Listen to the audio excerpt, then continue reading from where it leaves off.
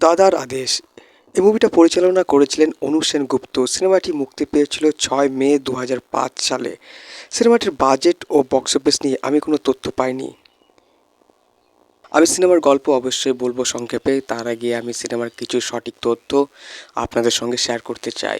আমার চ্যানেলে নতুন হলে সাবস্ক্রাইব করবেন, পাশে থাকা বেল আইকনটি টিপে আমার সঙ্গে থাকবেন, যাতে সিনেমার সংক্ষেপে গল্প ও সিনেমার সঠিক তথ্য আপনারা সঙ্গে সঙ্গে পেতে পারেন।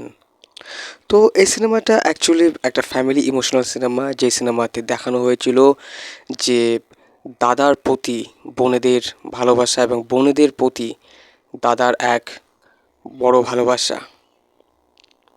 মুভিটা পরিচালনা করেছিলেন অনুপ সেনগুপ্ত আর সঙ্গীত দিয়েছিলেন অশোক ভদ্র।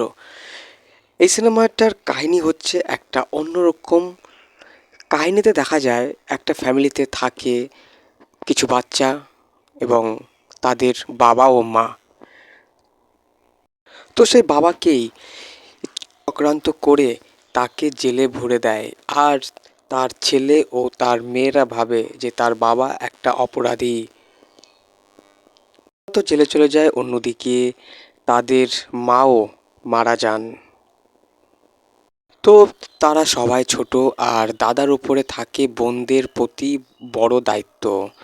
তো দাদা অনেক কষ্টে সেই বোনদেরকে মানুষ করার চেষ্টা করে, দিয়ে সবাই তারা বড় হয়ে যায়। বোনেরা দাদাকে কিন্তু খুব শ্রদ্ধাও করে এবং খুব ভালোবাসে। তো বোনেদের দাদা ছাড়া আর কেউ থাকে না, অন্যদিকে দাদারও বোনেরা ছাড়া আর কেউ থাকে না। কিন্তু তাদের বাবা, তিনি থাকেন জেলে। দিয়ে সেই বাবার সঙ্গে কিন্তু সেই ছেলে মেয়েদের কোনো সম্পর্ক থাকে না। তার কারণ তারা কিন্তু তাদের বাবাকে একটা বাজে লোক মনে করে। দিয়ে পরে দেখা যায় বাবা জেল থেকে ছাড়া পায়, আর বাবা একটি মেয়েকে একটা জায়গায় নিয়ে আসে, আর সেই মেয়েটির বাবাই তাকে জেলে পাঠানোর ব্যবস্থা করেছিল। মানে সেই লোক জেলে পাঠানোর মধ্যে কাজ করেছিল। তো সেই মেয়েকে তার বাবার ব্যাপারে সব কিছু বলে সেই লোক, মানে রঞ্জিত মল্লিক, সেই ছেলে মেয়েদের বাবা। আবার অপরদিকে দেখা যায় সেই মেয়ে তার ছেলেকে, অর্থাৎ সেই প্রসেনজিৎকে, যার ক্যারেক্টার নাম হচ্ছে বিজয়, তাকে পছন্দ করে। কিন্তু প্রসেনজিৎ অর্থাৎ সেই বিজয় তাকে কিন্তু অতটা পছন্দ করতে চায় না। আরেকদিকে প্রসেনজিতের বোনদের কিছু ছেলেরা কিন্তু বিরক্ত করে, মানে তাদেরকে তারা পেতে চায়, কিন্তু প্রসেনজিৎ এতে কিন্তু বাধা হয়ে দাঁড়ায়। অনেক কষ্ট করে সে তাদেরকে বড় করেছে, তাদেরকে অনেক ভালোবাসে সে।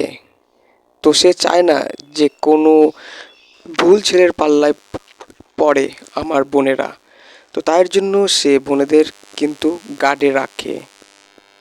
দিয়ে গার্ডে রাখার পরেও তার কিন্তু দুটি বোন তাদের মন পছন্দ ছেলেকে বিয়ে করে নেয়। দিয়ে পরে সেই দাদার সঙ্গে কিন্তু সেই বোনেদের একটু অন্যরকম সম্পর্ক চলে। দাদাকে কিন্তু তারা সেইভাবে দেখে না। দিয়ে যাই হোক, পরে সেই বাবা রঞ্জিত মল্লিক সে তাদের ছেলে মেয়েদের কাছে আসে, কিন্তু সেই বাবাকে কিন্তু ছেলেমেয়েরা পছন্দ করে না। দিয়ে পরে যখন তাদের ওই ছেলে মেয়েরা জানতে পারে যে তার বাবা নির্দোষ, তার বাবা একটা ভালো মানুষ ছিল, তখন কিন্তু তার ওই সন্তানরা তাকে আপন করে নেয়। দিয়ে তাদের যে শত্রুতা ছিল যেসব মানুষদের সঙ্গে, তাদের সঙ্গে কিন্তু তাদের মোকাবেলা হয়। তো ভিউয়ার্স, এই ছিল সিনেমার সংক্ষিপ্ত কাহিনী। সিনেমাটা পরিচালনা করেছিলেন অনুপ সেনগুপ্ত, আর সিনেমাটার সঙ্গীত দিয়েছিলেন অশোক ভদ্র। এই সিনেমাতে আমার মনে হয় প্রত্যেকটা ক্যারেক্টারের অভিনয় বেশ ঠিকঠাকই ছিল। তো এই সিনেমাতে অনেক মেয়েদের দেখানো হয়েছে বোনের চরিত্রে। তো আমার মনে হয় বোন কোটারও ক্যারেক্টার ঠিকঠাকই ছিল এই মুভিটার কাহিনী হিসাবে, আর তাদের অভিনয় বেশ ঠিকঠাকই ছিল বলে আমার মনে হয়। তো এই সিনেমাতে রঞ্জিত মল্লিককে সেই ছেলে মেয়েদের বাবার চরিত্রে দেখানো হয়েছে এবং তার অভিনয় বেশিরভাগই ছিল দুঃখজনক। তো ভিউয়ার্স, এই সিনেমাটা মুক্তি পেয়েছিল 6 মে 2005 সালে। ডেফিনেটলি এটা একটা পুরাতন সিনেমা। তো আমি আগেও বলেছি আর আপনারা গল্পটা শুনেও বুঝতে পেরেছেন, সিনেমাটা অ্যাকচুয়ালি একটা ইমোশনাল ফ্যামিলি সিনেমা। তো প্রসেনজিতের ইমোশনাল সিনেমা আপনারা অনেক দেখেছেন। তো তার মধ্যে এটিও আরেকটি। এই সিনেমাটা আমার মনে হয় সেই আমলে ঠিকঠাক চলেছিল। তো এই সিনেমাটার বাজেট ও বক্স অফিস নিয়ে আমি কোনো তথ্য পাইনি। মুভিতে সবার ভালো অভিনয় ছাড়া আছে কিছু গান। তো সঙ্গীত দিয়েছিলেন অশোক ভদ্র।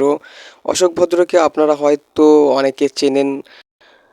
লাইক কমেন্টস অবশ্যই করবেন, নতুন হয়ে থাকলে সাবস্ক্রাইব করবেন, পাশে থাকা বেল আইকনটি টিপে আমার সঙ্গে থাকবেন এবং নতুন হয়ে থাকলে শেয়ার করবেন।